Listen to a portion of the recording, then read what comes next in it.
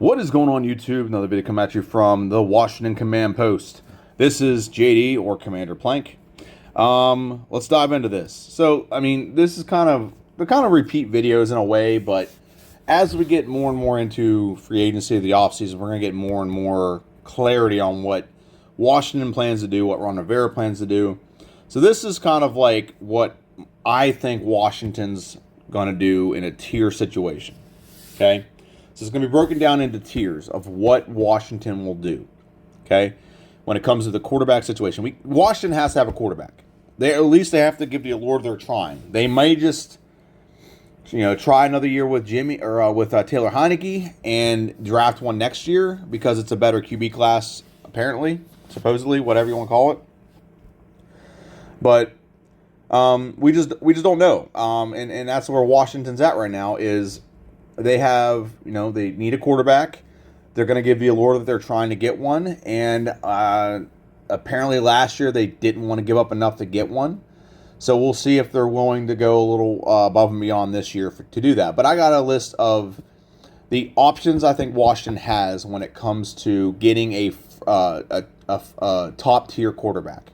Okay, so tier one options are they get one of these three guys: Watson, Wilson, and Rodgers. Now, my personal opinion, Watson is the best QB option. He gives you the best of every world possible. You're good in the short term. You're going to be good in the long term. Whatever you give up, you will replenish back in wins and success. So, for example, if you get Watson and you have to give up 3 firsts, 2 seconds, and draw and pain, after 3 years, you're still going to have Watson. After 3 years, you're still going to have Watson. And you're going to be winning after 3 years. You can keep rebuilding. The team we have now, if you plug him in, Watson would have won us the 4 games. If you've listened to my videos before, I've said that there's 4 games last year we should have won. The Chargers game, the Saints game, the Denver game, and the Eagles game second time. 4 games right there. We could have won with what we had. We just ball bounced a couple bounces the other way.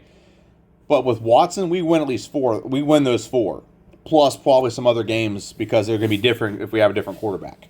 Okay, probably the Dallas game would be another one I'd say we could win if we had Watson. One of those. So there's 5 wins potentially we could have had if we just had Watson instead of Heinicke.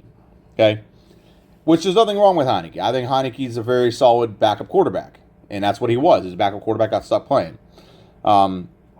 But Watson, you plug him in, you plug any of these 4 quarterbacks in, and we win 4 or 5 extra games, and we're a completely different team. It has not one player change. It's not like, even with the defense trying to find themselves, even with the defense not playing good, even with all the things we went through, if you just changed out the quarterback for any of these 4, that's another 5 games, 4 or 5 games. You can't tell me otherwise. You can't argue with me otherwise. It takes having a better quarterback alleviates the defense. Having a better quarterback opens up the running game more. There's a ton of different things. Just those players in those situations rather than Taylor Heinicke would have won those games. The other games, you have a lot more things. They can't stop the run. Like against Dallas, we couldn't pass because they just stacked the box and just got after Taylor Heinicke, and we couldn't throw the ball. That's not going to happen with Watson. Watson's going to throw the ball. Watson's going to scramble. Okay? That's going to happen. It's not. It's a completely different situation. And I know what everyone's going to say, and I'm going to be bluntly honest. I'm going to be honest with this. I'm going to be honest with your take that a lot of people are going to comment on. Watson, yes. Does he have issues right now? Yes, he has some baggage. However, it's not baggage I don't think this team can't handle. Okay, it's completely. Everyone says like, oh, they're not going to sign a quarterback with sexual assault allegations after having this stuff with the owner. I'm like, I think they will. I don't think they have an issue with those things. First off, the thing with, I'm going to be honest. The thing that's going on with Deshaun Watson. Why did none of this stuff come out until he said he didn't want to play for the Houston Texans anymore? That's my thing. Somehow all this stuff always comes out after a player leaves or whatever the case may be. That's just like I live in Pittsburgh, and as much as I don't like Pittsburgh, this is something that I think that Pittsburgh did. Let me rephrase that. I like Pittsburgh the town. I don't like Pittsburgh the team. I like the Steelers. So after Antonio Brown got cut by the Oakland Raiders, he got signed by the Patriots, and I don't like Antonio Brown. I'll reference him here in a minute. And like within a week of him being like a week of like the first game he played, like the day before the first game he played with the Patriots, they like all of a sudden this sexual assault allegation came out that had happened like a year and a half before that, but it didn't come out until right as soon as he was about to play for the Patriots. So I think NFL players, NFL teams, not players. I think NFL teams, like, things happen and they wait till it's beneficial to them to release information. I think what their thought process was they wanted to diminish Watson's character and as he's leaving the building, but they didn't understand that doing so would also, they wouldn't get as much ROI, return on investment. They're not going to get as much for Watson if he has legal issues. And that's why I want to comment on legal issues for a minute. I'm not a lawyer, so I'm not trying to, but right now Watson is not going through a legal suit, it's a civil suit. Legal would be there is evidence of sexual assault and he's going to be arrested. He's going to serve jail time, okay, for the allegations.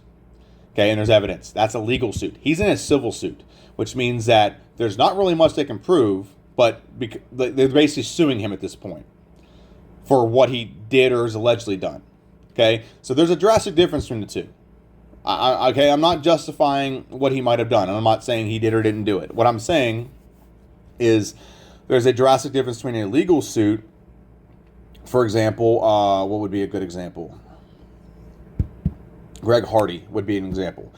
He was in court not as a civil suit. It was a legal suit because he assaulted and raped his girlfriend at the time. Now, she didn't show up because she got paid off, but that was a legal suit. This is not a legal suit. This is a civil suit.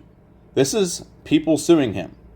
Okay? And this is basically hush money for whatever it is. It's either like, I'm paying you to just stop with this crap. You've already made bad accusations or whatever, or I'm paying you to keep quiet. Either way, it's a civil suit, not a legal suit. That's what Watson's dealing with. And like I said, I'm not trying to justify what he's doing, what he did, or allegedly did. Okay, for all we know, he did nothing. He just got massages, and then the team knew about him getting massages and held on to that. Okay, hey, girls want to make some money, make some accusations. But Watson is the best option. We're good in the short term. We trade him now and get rid of Daron Payne. Whoop-de-doo. We draft a guy to replace Daron Payne, or we re-sign Tim Settle. He plays more. We still have Matt Ioannidis. We still have a defensive front.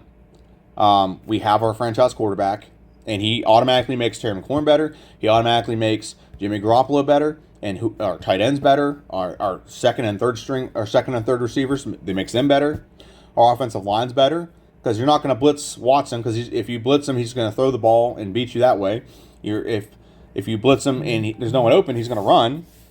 He's going to run for a first down, and he's got legs. He's got good wheels on him. He can run. And so, and if you don't blitz him, he'll sit back there and pass all day, and our offensive line's top 10 anyway. So Watson's the best option, and we have him. Longevity is the thing too with Watson. Second best option to me, still Wilson. Same thing with Wilson. Wilson will do all the same things Watson does. He just does it about 8 or 9 years older. So Wilson's the same exact thing. The only difference I think Wilson is he is a little more stout.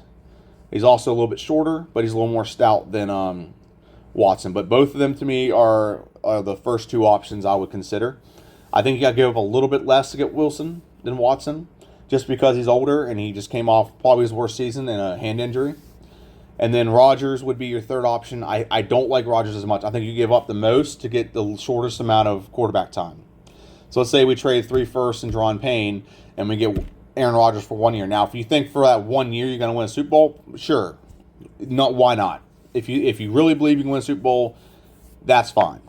And if that's the only option we have, or we got to go with the tier 2 options that I'm about to explain, go for it. Okay, but I don't know. Rodgers to me is like my least favorite option because we're going to be back in this in 2 years from now. I'm going to make a video. Okay, Rodgers is gone. Did we win a Super Bowl? Did we not? I mean, that might be worth it in that case. But I mean, it's just a lot of what ifs with that. Watson, even if let's say he has to serve a suspension. Okay, he serves a suspension. Okay, and then he comes let's say it's a 6-game suspension. Then he comes back after 6 games. What's the big deal? Now we have you got to understand as a coach. And this is why Ron is building a good culture. If he can't handle Watson has had no off the field issues other than this. He's never had a locker room issue. He's never had personal conduct issues. Never been an issue on the field. He's always been a model citizen prior to this. This is why this the allegations like are just like out of left field. Okay, these allegations just out of left field, and Watson up to that point was a very model citizen. He never had any legal issues, never had anything like that at all. And what you got to understand is Ron will put up, coaches in the NFL will put up with some BS for talented players. Okay, I'm going to use this example, and I mentioned him earlier, Antonio Brown. Antonio Brown was an idiot in Pittsburgh. He got traded.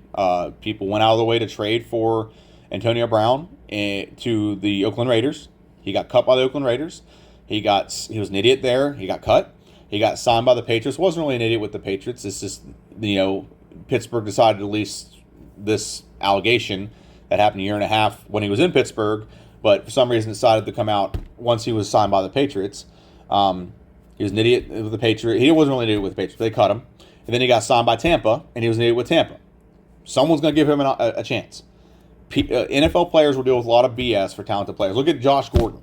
Josh Gordon has been in and out of the league with drug issues, and he still gets signed to teams for some ungodly reason. Like people, well, it's not an ungodly reason. The reason is he's talented, and as long as you're talented, people will put up with a lot of your BS if you are talented, and that's what it comes down to. Watson, I don't think he's going to have a lot of BS. He's just going to have a lot of media questions. Like that kind of pressure is going to come from Ron.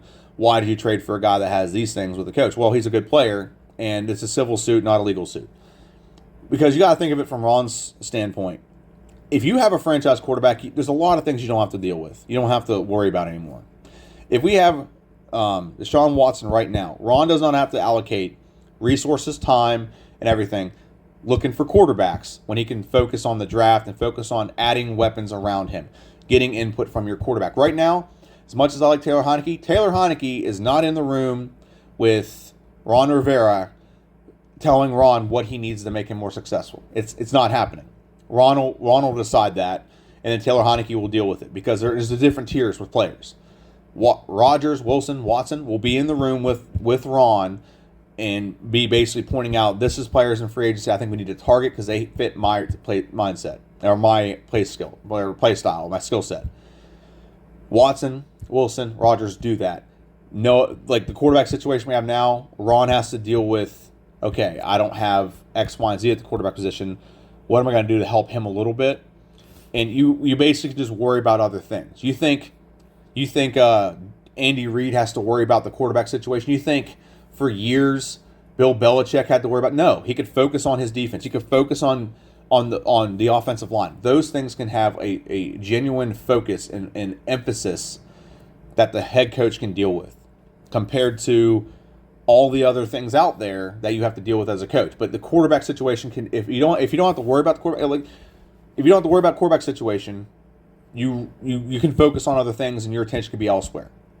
Okay, that's the beauty of having that. It's called peace of mind. You don't have to focus and worry about the quarterback position. It's very big peace of mind for a coach.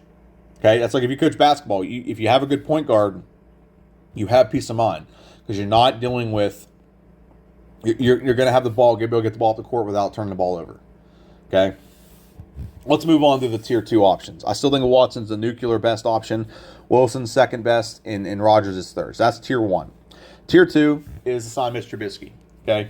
I know everyone's going to say, oh, he sucked. Okay, let's be honest here. Mitch Trubisky played for Matt Nagy. Matt Nagy is not a great coach. He did win Coach of the Year the 1 year. He did, and Mitch Trubisky did take Matt Nagy's offense to the playoffs a couple times. So let's just highlight that maybe the Bears were the problem. Maybe Mitch Trubisky's coach was the problem. Maybe. Okay?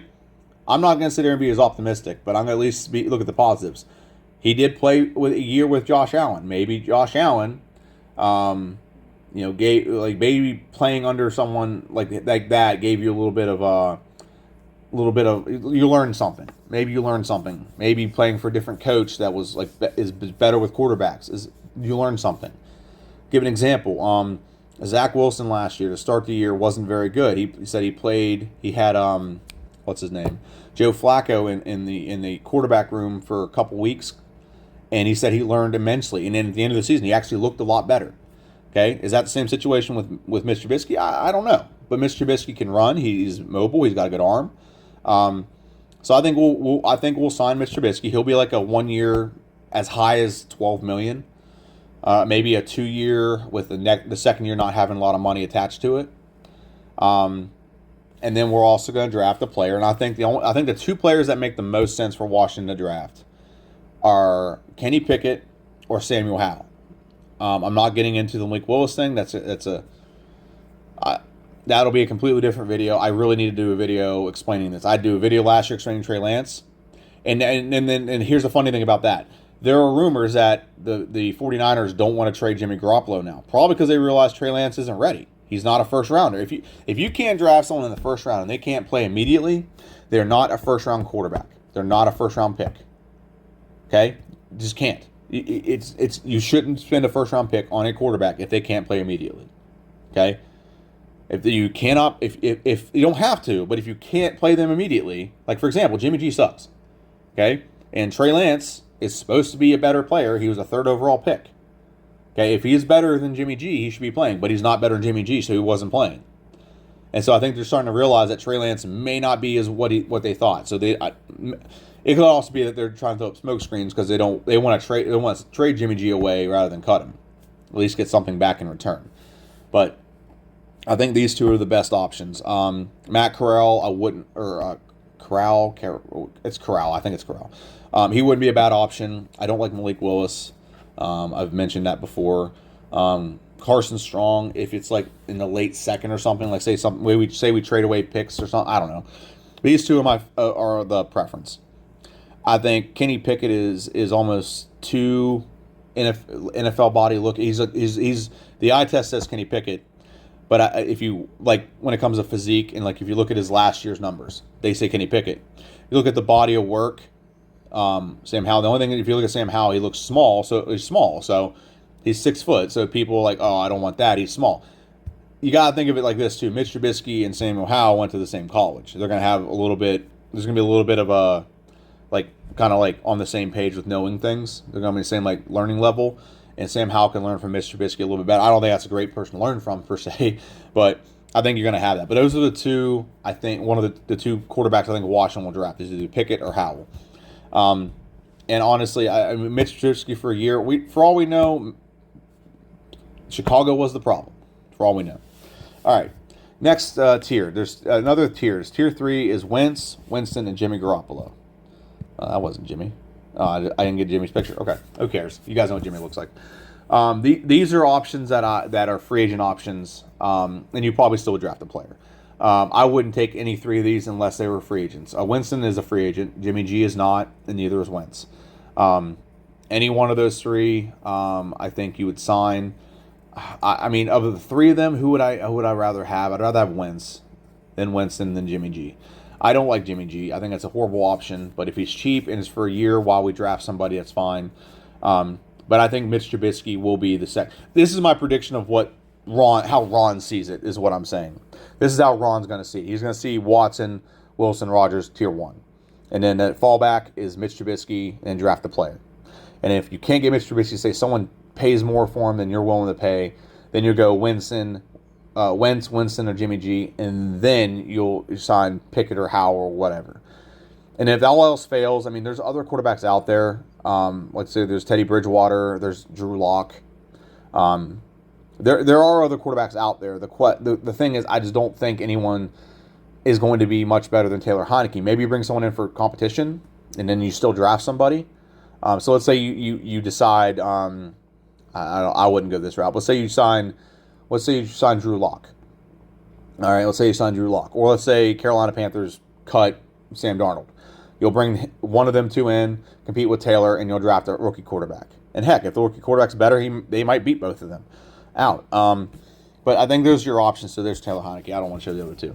So I think those are really your options. I think that's how exactly the way Ron is talking. He wants to take a big swing at a quarterback.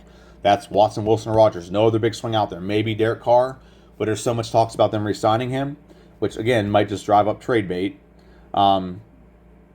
You also got to think for a second that this is something I actually thought of. Josh McDaniels did coach Jimmy Garoppolo in New England. Maybe he'll trade away Carr and then get Jimmy Garoppolo on the cheap in free agency. Maybe that's what his thought process. I thought maybe that might be a thing because Jimmy G and and Josh McDaniels didn't do bad together as a duo of coach and coordinator, or quarterback and coordinator.